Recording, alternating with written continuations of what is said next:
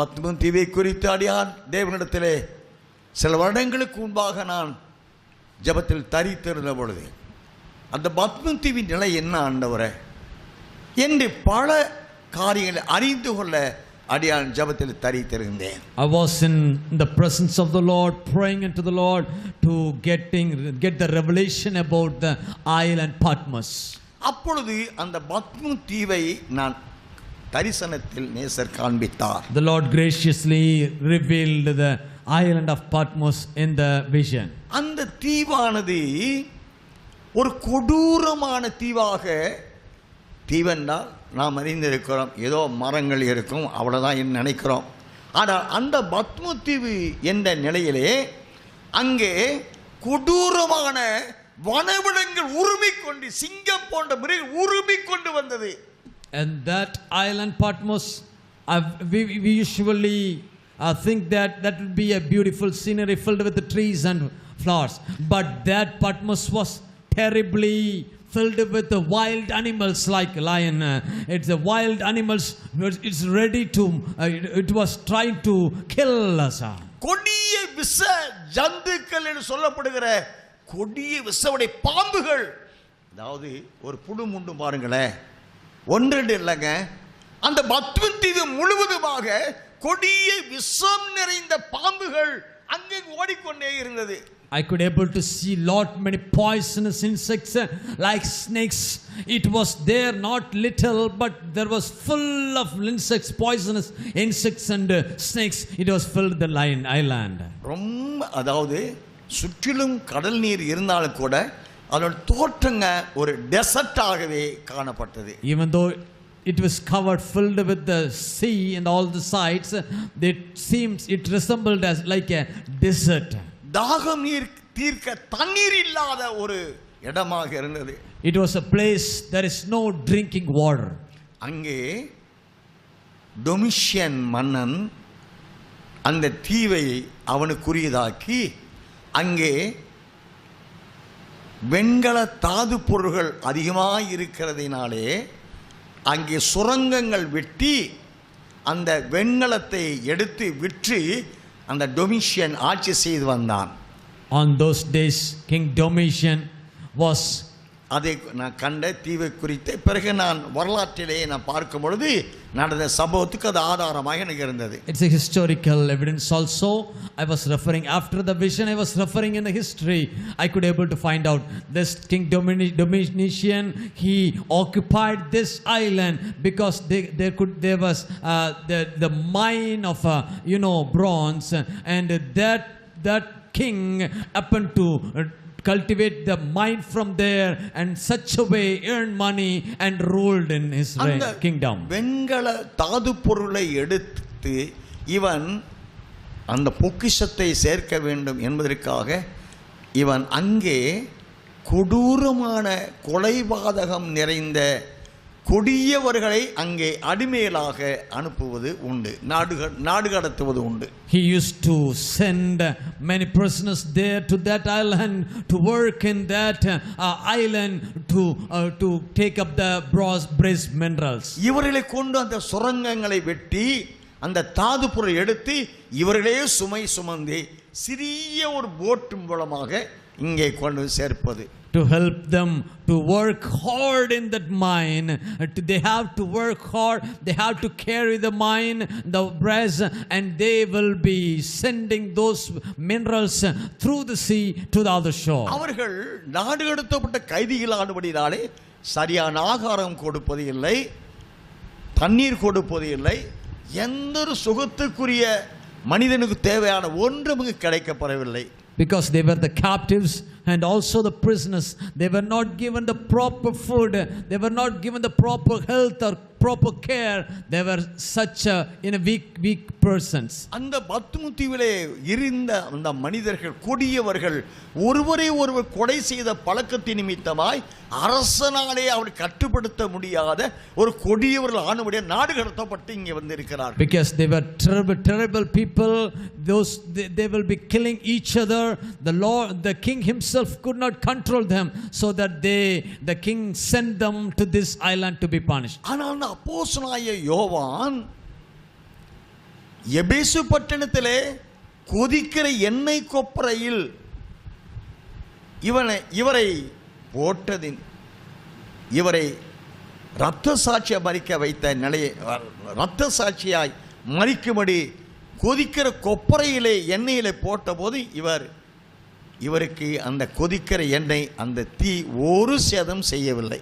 In the city of Ephesus, the king by those times made this apostle John to kill as a martyr. He was thrown into a boiling oil, but this apostle John was not killed and dead. இவருடைய வாழ்க்கையிலே நீரோ மன்னுடைய காலத்திலே இவர் ஊழியம் செய்தார்.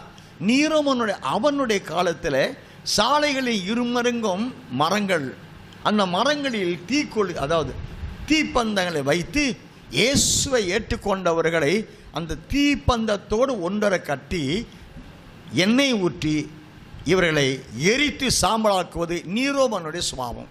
On those days, King Nero was in the rule. He used to have a way of punishment. There will be a lot of trees on the roadside.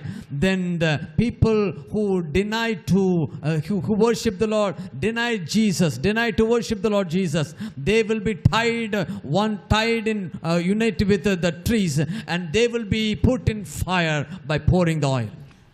அந்த உபத்திரவத்திலும் இந்த யோவான் ஒன்றும் சேதப்படுத்தப்படவில்லை. But even in this punishment also, Apostle John was not suffered.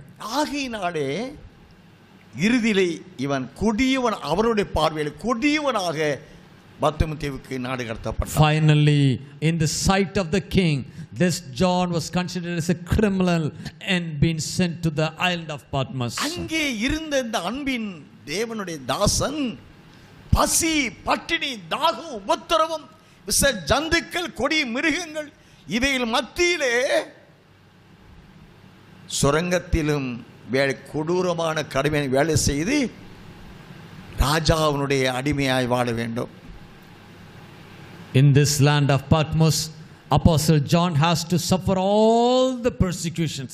He have to work in the mine, and he have to live his life as a slave of the king. அந்த கொடிய உபத்திரவத்தின் மத்தியிலும் இவர் நிலை கொண்டதற்கு காரணம் என்னவென்றுதான் நான் வாசித்த வெளிப்படுத்த 1:9 அவர் சொல்லுகிறார், இயேசு கிறிஸ்துவின் நிமித்தம் வருகிற உபத்திரவத்திற்கும் அவருடைய ராஜ்யமாகிய ஆயிரோட அரசாட்சி சியோன் இதை சுதந்தரித்துக் கொள்ள வேண்டும் என்பதற்கும் அதை தடுக்கும்படி உண்டான எல்லா உபத்திரவங்களின் மத்தியிலே நான் நேசருடைய தாசனாய் உபத்திரத்தை சகித்தேன் என்றுதான் இந்த 9ஆம் வசனம் எழுதப்படுகிறது. Revelation 1:9 gives all the description about the sufferings of John.